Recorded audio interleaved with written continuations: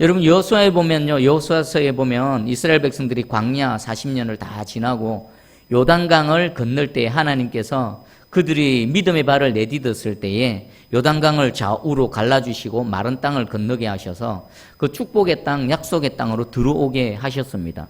그 땅에 들어왔을 때에 하나님께서 몇 가지를 요구하셨는데 첫 번째 할례를 행하게 하셨습니다. 할례는요, 출애굽 2세대들 광야에 있는 동안에 할례를 행하지 못했습니다. 지금 여호와의 성전을 앞두고 있는 그들에게 할례를 명하신 것은 그 언약의 표징이지 않습니까? 언약의 표징인 할례를 행함을 통해 하나님과 그들의 관계를 새롭게 정립함을 통해서 그 여호와의 거룩한 전쟁을 준비하는 그런 아주 중요한 과정을 통과하게 하셨습니다. 그리고 또 유월절을 지나게 하셨습니다. 유월절은요, 출애굽할 때 한 번 지냈고, 그리고 시내산에서 언약을 맺을 때 두 번째 지냈고, 그리고 38년 동안 유월절을 한 번도 지내지 못했습니다. 왜 그런가? 환경이 유월절을 지킬 만한 환경이 주어지지 않았기 때문입니다. 그들은 계속해서 광야 땅을 거닐어야 했고, 그리고 그들에게는 만나 외에는 다른 양식이 없었습니다. 그래서 이들은 38년이라는 오랜 세월 동안 그 유월절 구원의 은혜를 절기를 지키지 못했는데 약속의 땅에 딱 들어가자마자 유월절 절기를 지켰습니다. 왜 가능해졌을까요? 광야에서의 삶의 환경과 축복의 땅, 약속의 땅에서의 삶의 환경이 완전히 달라졌습니다. 그 땅에 들어가니까 그 땅의 소산물이 그들을 기다리고 있었고, 그 땅의 소산물을 먹고 마시고 그것을 통해 유월절 절기를 지킬 수 있었습니다. 자, 그러면 제가 왜 이 말씀을 여러분에게 드릴까요? 여러분, 광야의 여정 힘들고 고달프고 언제 끝날까 싶지만 반드시 끝은 있습니다. 그리고 광야를 지나고 나면 하나님께서 축복의 땅, 약속의 땅으로 여러분들을 들어오게 하시고 전혀 다른 새로운 환경 가운데 살아가게 하실 겁니다. 광야에서는 매일 새벽에 떨어지는 만나만 먹어야 됩니다. 그런데 약속의 땅에서는요, 그 다음날 만나가 끊어졌습니다. 하나님 은혜를 거두신 겁니까? 아닙니다. 이제는 존재 방식이 다른 겁니다. 광야에서의 믿음이 그 가나안 땅에서 새로운 삶으로 여러분들을 인도하실 줄 믿습니다. 여러분 예배 드릴 때에 하나님께서는 성경에 기록되어진 대로 우리가 믿음으로 하나님께 나아가면 그대로 우리를 인도하시고 복 주실 줄 믿습니다. 여러분 사모함으로 갈망함으로 하나님께 예배 드리는 내내 기도하십시오. 하나님이 아무도 예배하지 않는 이곳에 내가 하나님을 예배합니다. 모두가 우상을 섬기고 귀신에게 절하는 이 대한민국 이 땅에서 내가 하나님을 찬양하며 예배합니다. 내 한 영혼뿐만 아니라 나 한 사람을 통해 우리 온 가족 구성원들이 광야에서 약속의 땅에 들어갈 수 있도록 나의 믿음의 단계를 한 단계 업그레이드 시켜 주시옵소서. 그 광야에서 유월절을 지키지 못했는데 마음껏 하나님을 찬양하며 예배드릴 수 있는 약속의 땅으로 내 삶의 존재 방식을 한 단계 업그레이드 시켜 주시옵소서. 저희의 기도 제목입니다. 여러분의 기도 제목이 되기를 축복합니다. 그리고 이 기도가 우리 삶의 가운데, 우리 새순교회의 모든 성도들 가정 가운데 막 힘있게 나타나서 하나님을 향한 찬송이 끊이지 않는 우리 교회 되기를 간절히 소망합니다. 그래서 하나님께 예배 드리러 나오는 모든 자들마다 이 시편에 기록되어져 있는 그 기록처럼 여호와의 성전에 올라가는 자들이 기뻐하며 감사하며 하나님을 외치며 올라가서 기쁨에 우리 드려지는 이 예배가 그냥 의무감으로 주일날 한번 왔다 가는 게 아니라 하나님을 향한 감사와 축제가 되어지기를 주님의 이름으로 축복합니다. 할렐루야. 아멘. 자, 오늘 요한 사도가 우리에게 또 평소 생각하지 못하는 부분들을 한번 말씀해 줍니다. 우리 기도에 관해서 지금 13절부터 쭉 이렇게 말씀을 하는데, 기도를 할 때 내가 영생을 소유한 자라는 것을 알고 기도하라는 것은요, 하나님이 내게 어떤 은혜를 베푸시고 어떤 분이신지 알고, 또 동시에 내 안에 영생이 있다는 것은 내가 어떤 정체성으로 하나님께 나아가는 것을 알고 기도하라라고 했습니다. 그럴 때에 그의 뜻대로 무엇을 구하면 들으시리라. 그리고 15절에도 우리가 무엇이든지 구하는 바를 들으시는 줄 안다. 이 기도의 은혜. 그리고 한 단계 더 나갑니다. 오늘 16절에 보니까 누군가를 위해서 기도하라라고 말합니다. 중보기도지요. 중보기도. 누구를 위해서 기도하라고 말합니까? 16절 제가 읽어드릴게요. 누구든지 형제가 사망에 이르지 아니하는 죄에 범하는 것을 보거든 구하라. 그리하면 사망에 이르지 아니하는 범죄자들을 위하여 그에게 생명을 주시리라. 아멘. 누구를 위한 중보기도입니까? 죄를 범한 자인데 사망에 이르지 아니한 죄 범하는 자를 위해서 누군가를 죄를 범하는데 그 죄가 뭐 사망에 이르는 죄 그리고 뭐 사망에 이르지 않는 죄는 조금 이따 살펴볼 겁니다. 하여튼 누군가가 하나님 앞에 범죄하는 것을 보거든 그 영혼을 위해서 그를 위해서 기도하라라고 말합니다. 자, 그럴 때 어떤 일이 일어나는가? 그리하면 사망에 이르지 아니하는 범죄자들을 위하여 그에게 생명을 주시리라. 하나님께서 그 죄를 사하여 주시고요. 그에게 생명을 주실 것이라는 것입니다. 자, 이것은 여러분들의 지금까지의 기도의 영역을 한번 살펴보십시오. 여러분 기도의 영역이 어디까지입니까? 나, 그리고 가정. 기도의 울타리가 지금 요한 사도는 누구에게까지 퍼져나가라는 겁니까? 나에서부터 기도의 영역이 우리에게로 퍼져나가라는 것입니다. 그리고 특별히 하나님 앞에 나와서 죄사함의 기도를 할 때에 나 한 사람의 죄사함을 위해서만 기도하지 말고 누구까지요? 타인의 하나님 앞에 범죄한 다른 사람의 죄사함을 위해서도 기도하라라고 지금 말씀하고 있습니다. 아, 그렇구나. 제가 여러분들을 위해서 기도합니다. 제가 사역자로서 우리 성도들을 위해 또 연약한 자들을 위해 그들의 가정을 위해 내가 기도할 때에 그들의 기도 제목 하나하나를 또 올리면서 그들의 상황을 또 올리면서 기도했는데 저도 놓치고 있는 부분이더라고요. 범죄한 영혼에 대해서 그 영혼을 위해 기도할 때에 하나님께서 나의 기도를 통해서 그 범죄한 영혼의 죄를 사하시고 생명을 주실 것이다라고 하나님 말씀하십니다. 여러분 한번 생각해 보십시오. 나의 기도를 통해서 누군가 범죄한 영혼이 하나님의 죄사함의 은혜를 입습니다. 내가 하나님 앞에 회개하고 죄사함을 구했을 때 내 죄만 사해 주시는 것이 아니라 누군가 타인의 죄도 사해 주신다라는 사실을 오늘 이 말씀을 통해 깨달아 아시고요. 혹시 누군가 하나님 앞에 범죄한 영혼이 있거든 그를 위해서 기도하시는 저와 여러분 되기를 축복합니다. 와, 이 얼마나 놀라운 일입니까? 내가 하나님 앞에 범죄했을 때 나의 죄를 하나님에 내어놓고 회개했을 때 하나님 나의 죄도 사해 주시지만 누군가 하나님 앞에 범죄했을 때 그 영혼을 위해 기도할 때에 그 영혼의 죄도 사해 주신다. 하나님의 약속이 말씀이신 줄 깨달으시기 바랍니다. 그리고 여러분들 기도의 영역을 넓히시기 바랍니다. 나에서부터 우리로 이 기도의 영역이 확대되어지고 나의 죄뿐만 아니라 다른 사람의 죄의 영역에까지 우리의 기도의 영역이 넓혀지기를 주님의 이름으로 축복합니다. 자, 그러면 오늘 좀 평소에 잘 생각하지 못하는 부분이고 또 논쟁의 대상이 되어질 수도 있는 사망에 이르는 죄와 사망에 이르지 않는 죄. 자, 이건 뭘까? 표준 세번역에는 이렇게 번역되어 있습니다. 누구든지 자기의 형제나 자매가 죄를 짓는 것을 볼 때에 그것이 죽음에 이르게 하는 죄가 아니면 하나님께 간구하십시오. 그러면 하나님께서는 죽을 죄를 짓지 않은 사람들에게 생명을 주실 것입니다. 그리고 죽을 죄가 있습니다. 이 죄를 두고 간구하라고 하는 말은 아닙니다. 아멘. 요한 사도가 죄는 죄인데 두 종류의 죄를 우리에게 소개하고 있습니다. 하나는요, 죽음에 이르지 않은 죄, 사망에 이르지 아니하는 죄, 그리고 하나는 죽을 죄. 이 죽을 죄에 대해서는 간구하지 말라는 겁니다. 왜 죽을 죄에 대해서는 간구하지 말라고 그랬을까요?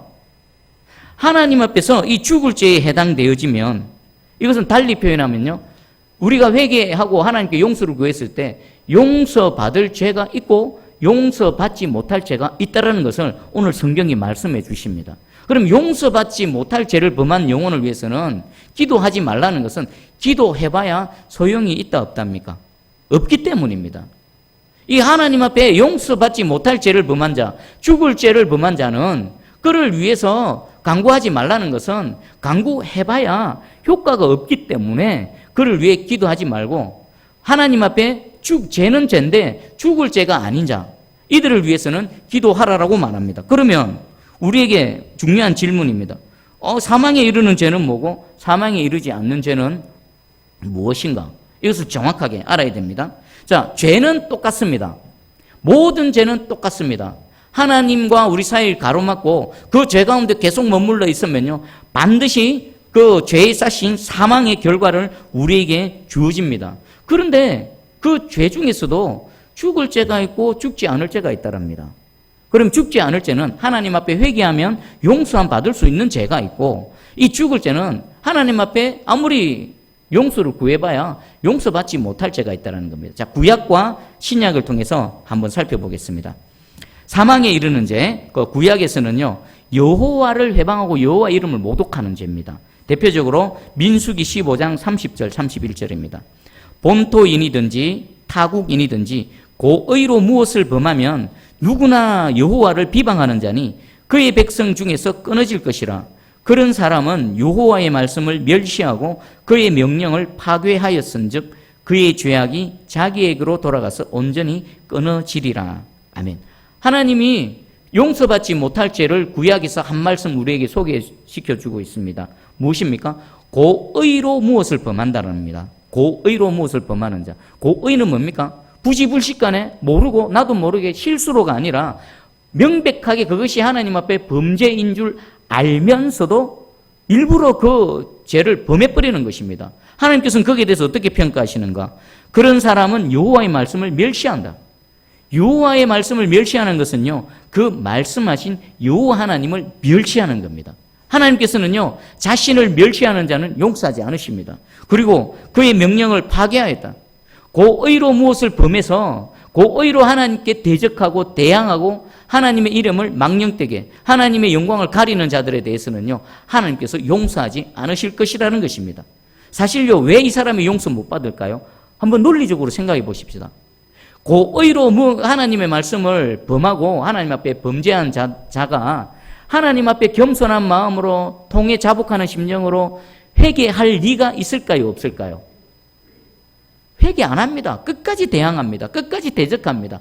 하나님이 그를 책망하시면요, 그 책망 앞에 머리 숙이지 않습니다. 오히려 머리를 저들고 대항할 것이기 때문입니다.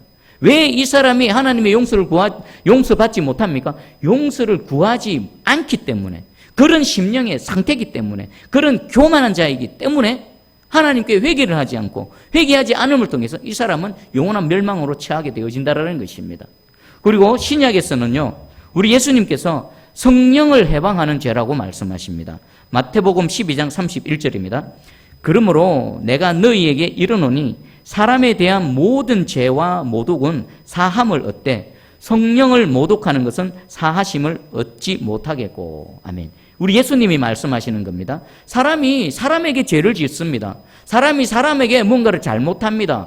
그러면 그 죄를 회개하고 하나님 앞에 나아가면 하나님께서 사람과 사람 사이에 있었던 일들은 해결을 해 주십니다. 그런데 성령을 모독하는 것은 사심을 받지 못한답니다.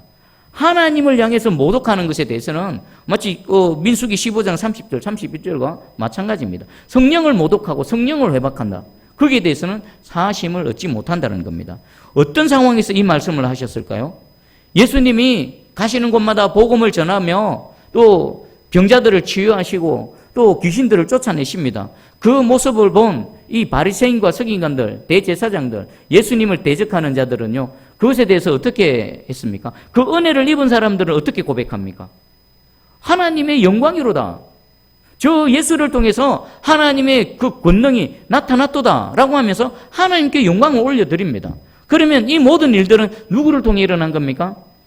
예수 그리스도를 통해 성령 하나님께서 성령의 능력으로 이 일들이 나타난 겁니다. 왜요? 그것을 통해 하나님께 영광을 올려드릴 뿐만 아니라 그 과정을 통해 하나님의 살아계심, 하나님의 어미하심, 하나님의 하나님 되심을 알고 이 불의한 죄인들이 자신을 하나님 앞에 무릎을 꿇고 그 여호와 하나님을 믿도록 하기 위한 성령 하나님의 사역인 것입니다. 그런데 바리새인들, 예수님을 대적하는 자들은 뭐라고 했습니까? 성령의 사역이 아니다. 귀신의 힘을 힘입어서 저 일들을 하고 있다라고 말하고 있습니다. 귀신의 힘. 그러니까 성령께서 하시는 일을 악령의 일로 바꿔버린 것입니다. 여기에 대해서 예수님이 너희가 지금 하나님의 일을 악령의 일, 사단의 일로 맞바꿔치고 있다. 성령을 모독하고 있다. 너희는 절대로 사하심을 받지 못한다. 같은 맥락입니다. 이들 예수님의 책망 앞에 회개치 않았습니다. 오히려 예수님에 대해서 더 악하게 도전하고 대립을 했습니다. 그리고 또 하나가 있습니다. 히브리서 6장 4절에서 6절입니다. 한번 빛을 받고 하늘의 은사를 맛보고 성령에 참여한 바 되고 하나님의 선한 말씀과 내세의 능력을 맛보고도 타락한 자들은 다시 새롭게 하여 회개하게 할 수 없나니 이는 그들이 하나님의 아들을 다시 십자가에 못 박아 드러내놓고 욕되게 함이라. 아멘. 한번 빛을 받고 하늘의 은사를 맛봤다. 성령에 참여한 바 됐다. 생명의 빛의 은혜를 입은 겁니다. 어둠에 있던 자들이 생명의 빛의 은혜를 입고 그리고 또 하늘의 은사, 성령에 참여한 바가 되어졌습니다. 이 사람은 예수 그리스도의 은혜, 구원의 은혜를 입었습니다. 한번 맛보고도 어떡합니까? 하나님의 선한 말씀과 내세의 능력을 맛보고도 타락했다. 그 은혜를 입고도 타락해버린 겁니다. 스스로 그리스도 밖으로 나가버린 겁니다. 이들에 대해서는요, 하나님께서 다시 새롭게 하여 회개할 수 없다라고 말합니다. 이 말씀에 의하면요, 하나님의 은혜를 입고 그 하늘의 모든 은사 그리고 성령의 그 모든 은혜들을 맛보아서 알고도 타락해버렸다. 이들이 다시 회개할 기회가 주어집니까? 하나님 다시 회개할 기회가 없다라고 말씀하십니다. 왜 그런가? 그들은 하나님의 아들을 다시 십자가에 못 박아서 그 십자가에 달린 예수 그리스도를 더 드러내놓고 욕보였다라는 것입니다. 그래서 죄사함은 없다라는 겁니다. 자, 몇 가지 사망에 이르는 죄, 죽을 죄, 하나님께서 용서하지 않는 죄, 하나님으로부터 용서받지 못하는 죄에 대해서 몇 가지 말씀을 소개시켜 드렸습니다. 자, 그러면 공통점이 있습니다. 왜 이들은 용서받지 못할까요? 왜 이들은? 지금 민수기에 고의로 무엇을 범하는 자, 그리고 성령이 하시는 일을 방해하고 또 성령 해방죄에 이르는 자, 그리고 또 한 번 하나님의 은혜를 맛보고도 자기 스스로 타락해버린 자, 이들의 공통점이 있습니다. 이들은 스스로 하나님 앞에 머리 안 숙입니다.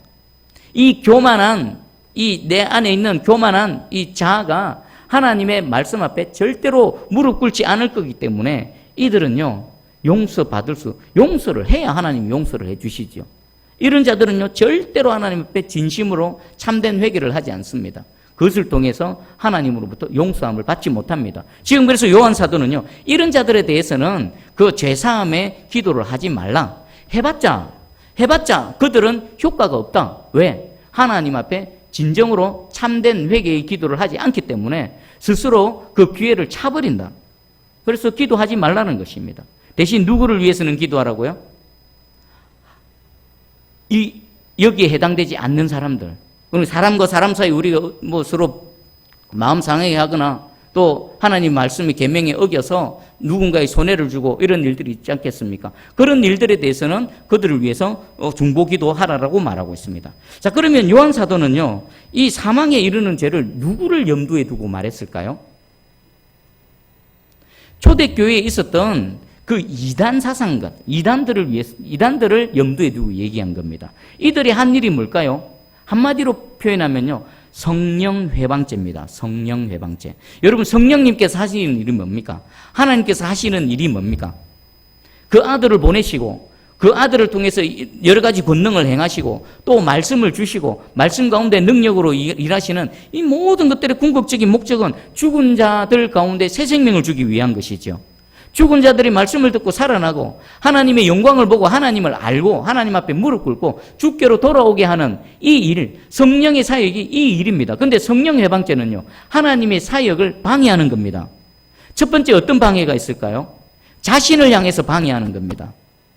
스스로 복음을 거절하는 자, 성령 해방죄입니다. 지금 표적과 기사가 막 일어나는데 어떤 사람들은 그것을 보고 하나님께 영광을 올려드리고 하나님 앞에 무릎 꿇고 하나님께로 나아가는데, 바리새인과 서기관들처럼 예수님을 대적하는 자들은 오히려 저거는 바알세불의 능력을 힘입었다라고 하면서 성령의 사역을 훼손합니다. 회방합니다. 그것은 첫 번째는 자기에게 먼저 하나님의 은혜가 임하지 못하게 하는 겁니다. 자기에게 성령이 하시는 일들이 적용되어지지 못하게 합니다. 두 번째입니다. 자기만 성령의 사역을 회방할 뿐만 아니라 자신들이 떠벌림을 통해서 하나님의 사역을 회방함을 통해서 또 누군가가 이 은혜를 입지 못합니까? 다른 사람이, 타인이 하나님의 은혜를 입지 못하는 겁니다. 그러니까 성령 해방죄는요, 자신에게 하나님의 사역이 적용되어지지 못하게 하는 것, 그리고 나아가서는 그것을 바라보는 또 다른 누군가가 자신 때문에 이 성령의 사역의 적용을 받지 못하는 것입니다. 그러니까 초대교회 때의 이 영지주의자들과 같이 이단들, 그리고 예수님에 대해서 잘못된 기독론을 갖고 있는 사람들, 예수님 하나님의 아들 아니다, 그냥 영이 임했다가 그냥 떠나간 것 뿐이다, 그리고 예수님은 하나님일 뿐이다, 사람은 아니다라고 했던 예수님에 대한 잘못된 견해, 그리고 잘못된 구원론, 이런 쪽에 빠져져 있었던 초대교회의 이단들은요, 스스로도 성령의 사역을 받아들이지 않았습니다. 예수님을 받아들이지 않고 성령의 사역을 스스로에게 회방시켰을 뿐만 아니라 또 나아가서 교회 안에서 누군가도 믿지 못하게 계속 작용을 했던 겁니다. 그게 아니다. 잘못된 교리, 그릇된 진리를 계속 퍼뜨림을 통해서 누군가 은혜 받고 구원받아야 되는데 그의 성령의 사역을 가로막아서 구원받고 은혜 받지 못하게 하는 이런 일들. 그래서 사도 요한은요, 이런 자들을 염두에 두고 저런 자들은 사망에 이르는 죄를 범하는 자들이다. 저들에 대해서는 기도하지 말라. 그 외에 하나님 앞에 회개할 수 있고 그 기회가 있는 자들을 위해서는, 그들을 위해서는 기도하라라고 말하고 있습니다. 자, 그러면 오늘날은 어떨까요? 오늘날도 역시나 있습니다. 먼저 이단들을 생각해 볼게요. 사천지역에 보면요, 다양한 이단들이 활동하고 있습니다. 먼저는 보니까 구원파들이 많더라고요. 구원파. 제가 처음 와가지고 보니까 교회에 막 600mm 이만큼 쌓여있더라고요. 그거 보니까 구원파 이단이 보낸 편지더라고요. 그거 싹 다 찢어서 버렸지요. 그리고 전화도 했지요. 보내지 말라고. 그리고 우체국에 가가지고 수신 거부까지 했습니다. 처음 딱 봤을 때 어떤 느낌이냐면 막 구두기가 버글버글한 그런 느낌이었습니다. 깨끗이 치웠습니다. 그 뒤로는 안 왔습니다. 그리고 또 보면은 이 사천지역에 보니까 하나님의 교회, 그죠? 신천지도 많이 활동하는데 그것보다는 하나님의 교회가 많이 활동하더라고요. 이전에 보니까 우리 청년부 모임을 하고 있는데 남녀 두 분이 들어와 뒤에 앉아 있더라고요. 저분들이 왜 왔을까? 그래 마치고 가서 봐봤더만 목회자들 어디 식사 자리에 초대한다고 초대장을 주더라고요. 딱 보니까 느낌이 이상합니다. 그래서 목양시 올라가서 인터넷에 검색해 보니까 이 하나님의 교회 이쪽이더라고요. 또 찢어버렸습니다. 보면 지금도 이 이단은 구원파 같은 이단들은요, 교리적 이단입니다. 교리적 이단. 한번 믿기만 하면 어떤 죄악 가운데서도 무슨 죄를 지어도 하나님 끝까지 구원하신다. 거짓말입니다. 죄는 회개해야 됩니다. 죄 갖고는 하나님 앞에 못 섭니다. 그 죄의 문제를 해결하기 위해서 그 아들까지 십자가에 못 박아 죽이신 그런 거룩한 하나님, 공의의 하나님이십니다. 우리가 하나님 앞에 회개하고 그 죄를 떨쳐버리실 때에 우리를 용서해 주시고 우리를 구원해 주시지, 죄가 좋고 죄가 즐겁고 그건 거듭나지를 않은 겁니다. 절대로 그럴 수가 없는 겁니다. 이런 교리적 이단이 있고요. 또 하나는 기독론적 이단입니다. 신천지 기독론적 이단입니다. 예수님이 아닌데 예수님이라고 합니다. 인간을 예수님이라 합니다. 하나님의 교회도 기독론적 이단입니다. 그것도 예수라고 말하지만 그 끝에 가면 사람을 갖다 놓고 하나님이라고 합니다. 말도 안 되는 그런 이단들입니다. 지금도 활동하고 있고 그들은요, 안 믿는 자들, 불신자들에게 전도 안 합니다. 누구에게 전도합니까? 기존에 믿는 성도들에게 가서 그 영혼을 탈취하기 위해서, 그건 사단의 종들입니다. 두말할 필요도 없는 사단의 종들입니다. 그들을 위해서는 기도하지 마십시오. 기도해봐야 소용이 없습니다. 왜요? 절대로 회개치 않기 때문입니다. 하나님 앞에 머리 안 숙입니다. 그리고 오늘날 또 우리에게 또 한번 좀 더 구체적으로 적용해 볼게요. 나 스스로가 성령의 하시는 일을 방해한다. 나 스스로가 그 하나님이 하시는 일을 믿지 못하게 한다. 복음이 선포되어질 때 복음을 나 스스로 거절해버린다. 거부해버린다. 그것은요, 성령이 하시는 일을 방해하는 겁니다. 성령 해방죄에 해당됩니다. 그런 사람은요, 절대로 용서 안 받지 못합니다. 또 한 부류가 있습니다. 남이 믿지 못하게 하는 거. 내가 안 믿을 뿐만 아니라 바리새인과 이 예수님을 대적했던 무리들처럼 자신도 안 믿을 뿐만 아니라 다른 사람을 못 믿게 하는 거. 예수를 믿으면 핍박하는 자들. 이런 자들이 바로 여기에 해당되어지는 것입니다. 이런 자들은요, 교회 밖에 있을 수도 있습니다. 그리고 또 교회 안에 있을 수도 있습니다. 여러분 동의하십니까? 스스로도 안 믿고 남도 못 믿게 하는 사람, 이런 자들, 이 죽을 죄, 하나님 앞에서 죽을 죄에 해당되는 사람들은 교회 밖에 있을 수도 있고요, 교회 안에 있을 수도 있습니다. 교회 안에 있으면서 하는 어떤 일들이 일어날까요? 우리 예수님 이런 말씀하셨습니다.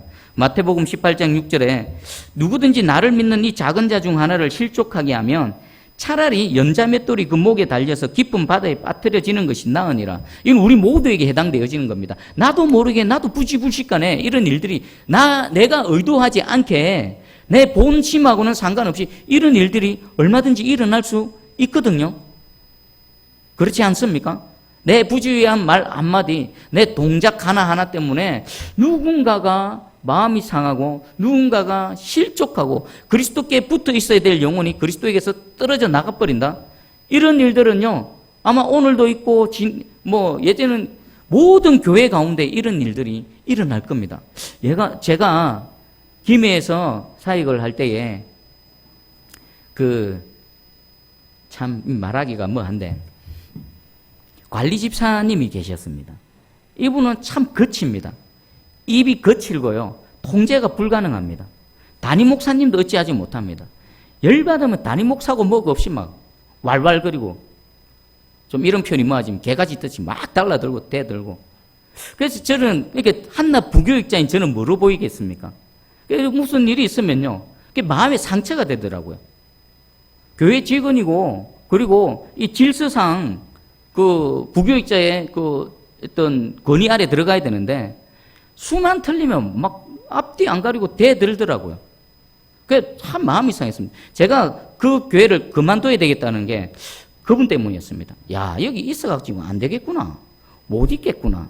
그래서 제가 마지막에 이제 그 사역을 마무리하기 전에 그분하고 잠시 대화할 일이 있어가지고 그분이 또 저한테 뭔 잘못해가지고 또 예배 가운데 회개한다고 저한테 와서 목사님 죄송합니다 이러더라고요. 그래서 제가 집사님 안 바뀝니다. 집사님 안 바뀝니다. 그리고 집사님 때문에 이 교회에서 떠나간 사람들 참 많습니다. 돌아보시고 하나님 앞에 회개하십시오. 그랬더니 대뜸 하는 말, 저 때문에 교회 떠나간 사람은 지금까지 단 한 명도 그런 소리는 듣도 보도 못했다라고. 제가 본 것만 해도 참 많았습니다. 새 가족들 오면요, 얼마나 말이 험한지. 저는 그런 사람들 보면 참 정체가 뭘까? 물론 하나님께서 그런 사람을 줘서 연단 받아야 될 사람들, 저같이 또 연단 받아야 될 사람 연단도 시키고 하지만 그 안에는 뭐가 들었을까? 교회 안에 있으면서 누군가를 실족시키는 자입니다. 성령 해방죄에 해당되는 사람들입니다. 이제 예수 이름을 듣고 한번 예수님 은혜 가운데로 날개 안으로 들어온 연약한 자들 있지 않습니까? 함부로 대하고 평가하고 외모로 판단하고 좋은 차 끌고 들어오면은 막 아이고 대단한 사람 맞다고 굽신하고 남루하고 허름하게 오면은 사람 가려가면서 함부로 대하고 사람 간박하면서 대하는 이런 부류들. 근데 안타깝지만 그런 부류들이 교회 안에 있어서 계속해서 가라지 역할을 하고 있다는 것입니다. 여러분 혹시 그런 일이 있다 하더라도 절대로 마음이 상할 수는 있습니다. 하지만 절대로 예수 그리스도를 떠나지 마시기 바랍니다. 그들을 통해 연단 받으시기 바랍니다. 여러분 변화되어질 부분, 여러분 또 갈려야 될 부분이 있습니다. 그런 사람들을 통해서 갈려지고 연단은 받지만 절대로 예수 그리스도를 떠나지 마시기를, 실족하지 마시기를 주님의 이름으로 축복합니다. 그리고 나를 통해서 누군가 나를 보면 예수가 보여져야 되기 원합니다. 나 때문에 예수가 보여지고 나를 통해서 예수님이 드러나고 나 때문에 연약한 자들이 예수께로 더 가까이 달라붙는, 예수께로 인도하는 자석과 같은 저와 여러분, 우리 새순교회 되어지기를 주님의 이름으로 축복합니다. 아멘. 그리고 이제 사망에 이르지 않는 죄에 대해 우리 17절 한번 읽어보겠습니다. 17절 시작. 모든 불의가 죄로 돼 사망에 이르지 아니하는 죄도 있도다. 아멘. 자, 이번에는요, 모든 불의가 죄랍니다. 하나님 앞에 온전치 못한 것, 사람 앞에 옳지 못한 모든 것들이 불이고 그 모든 불의는 죄라라고 분명하게 정죄를 하고 있습니다. 그런데 그 죄 중에서도 사망에 이르지 아니하는 죄가 있다라고 요한사도 우리에게 굳이 설명하고 다시 한번 확인시켜주는 이유는 뭘까요? 사망에 이르지 않는 죄에 있으면서도 계속 그것 때문에 억눌려 있는, 그것 때문에 죄책감에 갇혀 있는 그런 자들을 위해서 사도 요한이 용서의 길이 있다. 하나님 앞에 나아가서 이 사망에 이르지 않는 죄, 불의함 가운데 있다 하더라도 사망에 이르지 않은 죄에 있다라면 하나님 앞에 참된 회개를 통해서 용서의 길이 열려져 있다. 그 죄 가운데에서 죄책감과 그 죄의 올무에 갇혀 있지 말고 죄로부터 자유케 되어지고 하나님과의 관계를 회복하라라고 우리에게 말씀하고 있습니다. 여러분 혹시 자신을 돌아봐 보십시오. 우리도 누구도 자유로울 수 없습니다. 마음의 생각, 그리고 또 부지불식간에 실수, 또 불의함 있을 수 있습니다. 그런데 그것 때문에 계속 죄책감을 갖고 하나님 앞에 머리를 숙이고 계속 그렇게 있을 필요는 없다라는 겁니다. 혹시 우리 가운데 이 죽을 죄가 아님에도 불구하고 죄책감이나 죄의 올무에 갇혀서 자유함을 누리지 못한 분이 계십니까? 오늘 이 말씀을 통해서요, 하나님 앞에 회개함을 통해 이 용서의 길이 열려져 있는 용서의 길로 들어가셔서 하나님과의 관계가 다시금 새롭게 회복되어지고 주님 안에서 참 자유함을 누리시는 저와 여러분 되기를 주님의 이름으로 축복합니다. 아멘. 그럼 정리를 해보겠습니다. 오늘 3가지입니다. 우리의 기도의 범위가 넓어져야 됩니다. 나를 위한 기도에서 우리를 위한 기도, 나아가선 온 세상 열방을 향한 기도가 되어져야 되고, 또 죄사함의 관점에 있어서는 나의 죄를 하나님 앞에 아릴 뿐만 아니라 누군가가 범죄하고 있으면 그 범죄한 영혼의 죄사함을 위해서도 우리가 함께 기도하기를 바랍니다.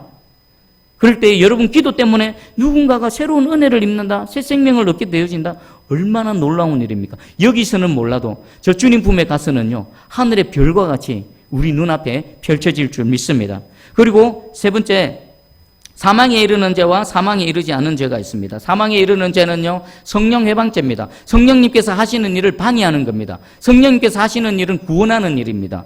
영광을 나타내고 능력과 표적과 기사를 나타낼 때 그것을 통해 하나님을 알게 하고 예수 그리스도를 믿고 하나님의 자녀가 되게 하는데, 그것을 방해하는 건요, 스스로도 성령께서 하신 일들을 거역하고 거부할 뿐만 아니라 잘못된 교리, 그리고 잘못된 거짓된 진리로 누군가를 죽게로 나오는 일을 가로막는 이단들과 함께 잘못된 삶을 살아가는 모든 일들이 여기에 해당되어질 겁니다. 우리 자신을 돌아보고요, 우리 하나님께서 말씀하시는 이 성령 해방죄는 절대로 해당되지 않도록 여러분 조심하시기 바랍니다. 그리고 또 마지막입니다. 사망에 이르지 않는 죄 가운데 있으면서도 그것을 회개하고 하나님께 나아가면 하나님께서 죄 용서해 주시고 그 죄의 사슬을 끊어주시고 안아주시고 자유케 해주실 것인데, 이 진리를 알지 못하고 끊임없이 자기 스스로 양심의 가책에 갇혀있고 죄의 올무에서 창살 속에서 옴짝달싹 못하는 그런 분이 계시더라면 오늘 하나님 앞에 회개함을 통해서 그 죄의 사슬에서 끊임 노인바 되어지고 주 안에서 참된 자유, 그리고 하나님과의 참된 교제를 나누시는 이 시간 되기를 주님의 이름으로 축복합니다. 아멘.